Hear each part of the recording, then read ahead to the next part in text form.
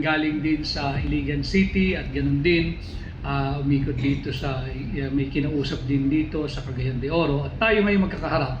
And I am continuing with my campaign as an aplikante pagkasenador ng ating bansa.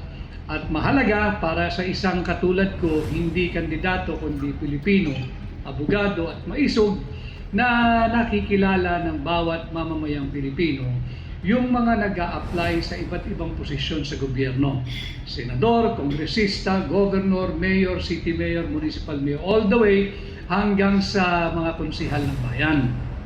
Kaya ako naman, minamarapat ko hanggat maaari na kung mayroong sortie at available naman ang ating mga kaibigan katulad ninyo from traditional and new media, ako'y nagpapaanyaya nang sa ganon ay makilala rin ninyo sino ba itong kandidatong ito at mabigyan kayo ng first-hand opportunity dahil yun din naman ang aking layunin at bahagi hindi lamang ng kampanya kundi yung advocacy ko bilang bahagi ng hakbang ng maisog na humihingi ng transparency, accountability, peace and security in government and in governance.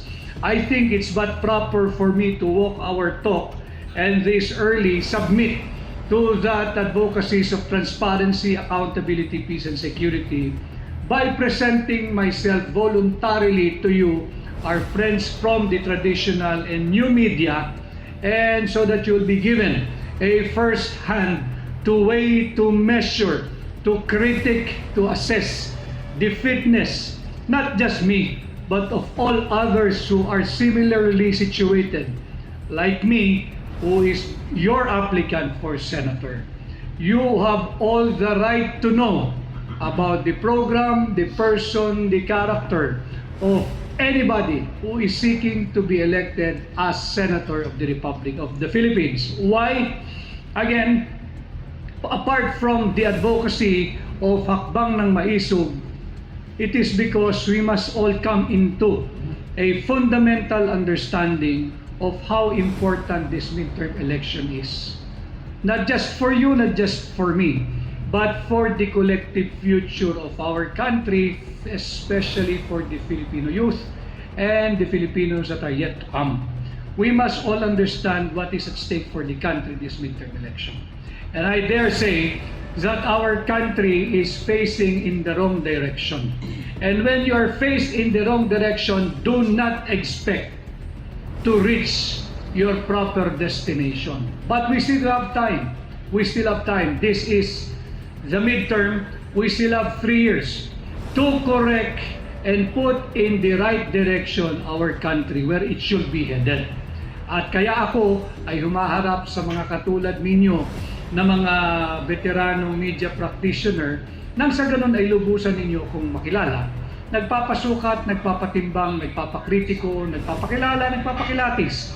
At lagayan ang lagi kong sinasabi, paulit-ulit, kung sakali na ako ay pasado sa inyong gagamiting panukat, hindi na rin ako mag-aatubiling humingi ng tulong ninyo. Very influential people that you are, I'm not asking you to use your lofty position in this society as members of the Fourth Estate, but rather, if you can help campaign for me in your family, your friends, and your sphere of influence. And I ask that respectfully. So here I am in front of you today. I'm all yours. The table kailangan sarili nating housekeeping. Kailangan yung gobyerno ang mamuno kung paano labanan ng inflation. Kontrolin natin yung ating pag-uutang. Kinakailangan sikapin natin na mapaliit yung ating national debt or yung sovereign debt. Hindi solusyon na wala kang pera pambayad mo ng utang, mangungutang ka. Walang katapusang utang ito. Hindi pwede. So the government must really provide a conscious effort geared towards fiscal discipline. Paano yung fiscal discipline? Tigilan na yung AKAP, tigilan na yung AIX, tigilan na yung unconditional cash transfer o yung legalized vote buying gamit yung AKAP, gamit yung AIX. magkaiba yung unconditional cash transfer or unconditional cash program sa conditional cash transfer o yung 4Ps. Yung conditional cash transfer o yung conditional cash program, yan ay may mga kondisyon. Kinakailangan yung anak mong recipient ay nasa eskwelahan. Kinakailangan pinapatingin mo sa government hospital or government centers.